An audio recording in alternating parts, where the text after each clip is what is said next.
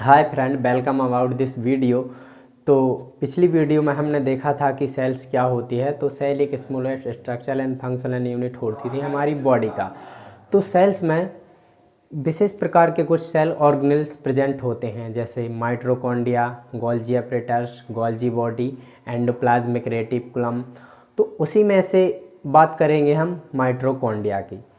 तो देखते हैं, दिस वीडियो इज़ माइटोकॉन्ड्रिया। यदि आपने अभी तक हमारे चैनल को सब्सक्राइब नहीं किया है तो कृपया सब्सक्राइब कर लीजिए। और हमारे यूट्यूब चैनल पर बहुत सारी मेडिसिन से रिलेटेड वीडियो अपलोड हैं। कौन सी मेडिसिन किस काम आती है, इन सब के बारे में हमारे यूट्यूब चैनल द्वारा बताया जाता है। तो देखा जाए तो जो माइटोकॉन्ड्रिया है, सबसे पहले इसकी खोज की थी हमारे अल्बर्ट वॉन कॉलीकर ने। वो की थी 1880 को। ठीक है, अब हम देखें the power house of this cell mitochondria. तो mitochondria are double membrane bound organelles. जो माइटोकॉन्ड्रिया है हमारा, वो डबल मेम्ब्रेन बाउंड का होता है। तो ये जो आप अंदर देख पा रहे होंगे, ये है हमारी इंटर मेम्ब्रेन, और ये दिस आउटर ईयर देख पा रहे होंगे, ये है हमारी आउटर मेम्ब्रेन। ठीक है, एंड अब देखें हम तो प्रेजेंट इन द साइटोप्लाज्म, जो सेल्स में साइटोप्लाज्म प्रेजेंट होता है, उसी में प्रेजेंट होती है हमारी माइटोकॉन्ड्रिया। तो देखा जाए तो found in both plant and animals. अभी प्रेजेंट किस में रहती हैं? प्लांट सेल एंड एनिमल्स में। ठीक है, रॉड और सोसेज शेप्ड की ये प्रेजेंट होती है। अब देख स्ट्रक्चर, अब देखा जाए तो प्रोड्यूस 19% ऑफ सेल एनर्जी। अब जो सेल के लिए, जैसे सेल है तो उसमें मेटाबॉलिक एक्टिविटी होती है, जैसे सेल का production, cell division and cell growth. तो उसे एनर्जी की ज़रूरत पड़ती है सेल्स को।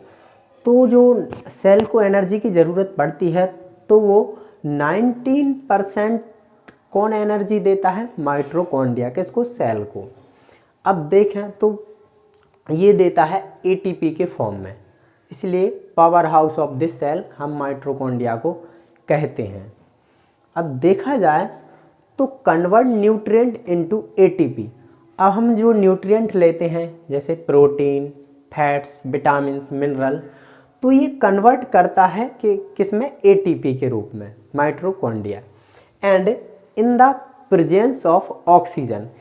अब ये ऑक्सीजन की उपस्थिति में, मतलब न्यूट्रिएंट को एटीपी के रूप में कन्वर्ट कर देता है, किसमें? एरोबिक रेस्पिरेशन की प्रोसेस के जरिए ये एनर्जी प्रोड्यूस करता है। अब देखें हम तो depend upon physiological activity of cells. मतलब ये नंबर के अकॉर्डिंग वर्क करती है। जैसे जिस ऑर्गन्स में जितनी ज़्यादा माइटोकॉन्ड्रिया होगी, उसकी एनर्जी, उसमें एनर्जी ज़्यादा होगी। तो देखा जाए तो जो रेड ब्लड सेल्स है उसमें ज़ीरो, मतलब एक भी माइटोकॉन्ड्रिया प्रेजेंट नहीं होती। किसमें? रेड ब्लड सेल्स में।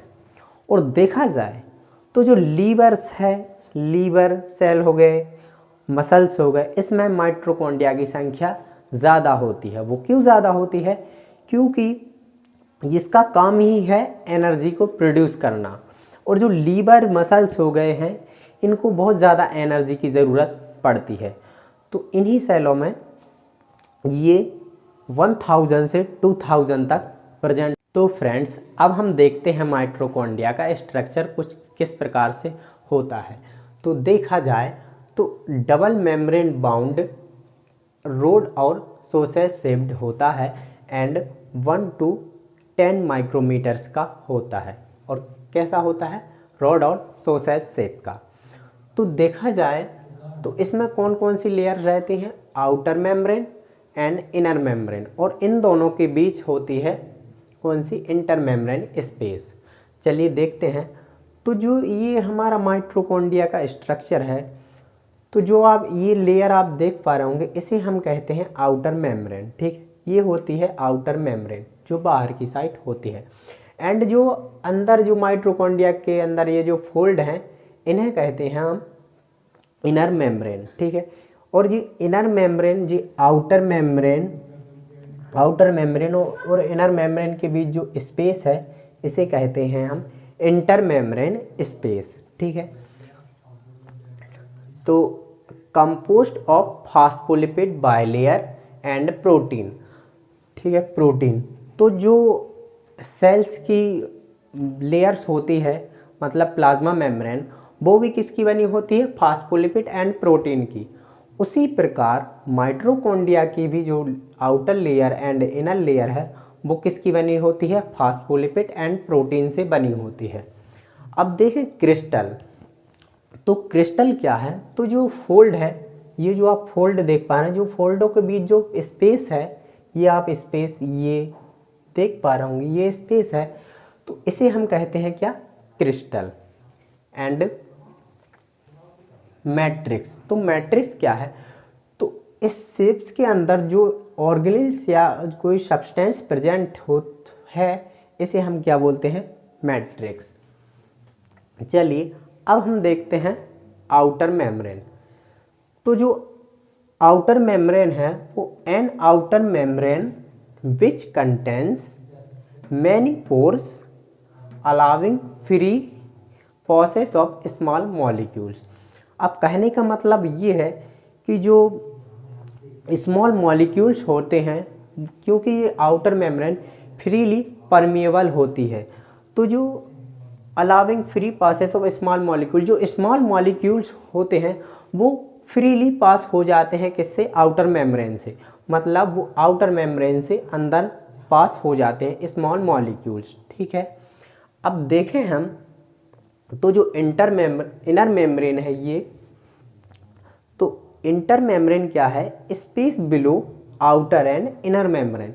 तो जो आउटर मेम्ब्रेन और इनर मेम्ब्रेन के जी बीच में जो स्पेस है इसे हम कहते हैं इंटर मेम्ब्रेन स्पेस, ठीक है।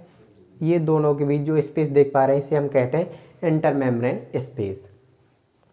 चलिए तो अब हम बात करते हैं किसकी, इनर मेम्ब्रेन की। जो ये वाली आप मेम्ब्रेन देख पा रहे होंगे इसमें, इसकी बात करेंगे। तो देखा जाए इनर मेम्ब्रेन तो इनफोल्ड फॉर्मिंग।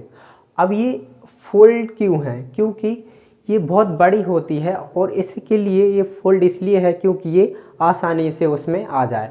बड़ी होने के कारण ये आएगी नहीं, इसलिए ये फोल्ड के रूप में प्रेजेंट है।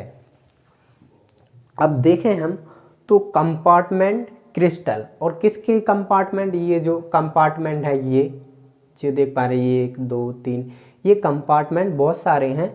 तो इन कंपार्टमेंट को क्या बोलेंगे हम, क्रिस्टल। इस कंपार्टमेंट को क्या बोलते हैं हम, क्रिस्टल। जो है ये कंपार्टमेंट आप देख रहे हैं। एंड इंक्रीज सरफेस एरिया, और ये इंक्रीज करती है क्या, सरफेस एरिया को। एंड प्रोड्यूस और एटीपी, और ये क्या करता है, इसमें जो ऑर्गन्स प्रेजेंट होते हैं वो क्या करते हैं, एटीपी प्रोड्यूस करते हैं हमारी सेल मतलब माइटोकॉन्ड्रिया एनर्जी के लिए। तो thank you for watching my video. अगर आपको वीडियो थोड़ी सी भी नॉलेजेबल लगी हो तो please like and subscribe and share. Thank you for watching my video.